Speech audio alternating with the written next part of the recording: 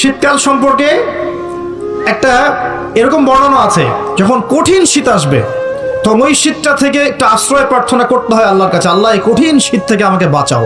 কারণ কি জানেন?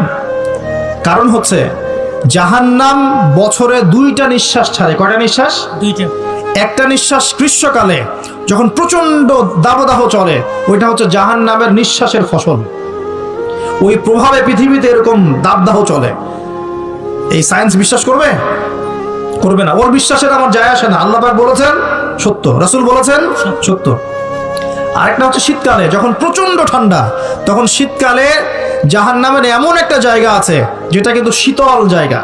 জাহান্নামের পুরো জায়গাটাই কিন্তু আগুন নয়, এমনও জায়গা আছে যেটা কি খুব শীতল। ওই শীতল অংশ শ্বাস ছাড়লে এই যে পৃথিবীতে এই শীতের একটা প্রভাব চলে আসে, প্রচন্ড ঠান্ডার শৈত্যপ্রবাহ চলে আসে। এটা হয়তো অনেকে বিশ্বাস করবে না, ভুল মনে করবে যে ধর্মান্ধ কথাবার্তা। হাদিসে আছে নবী সাল্লাল্লাহু আলাইহি ওয়াসাল্লাম বলেছেন, কে সত্যবাদী?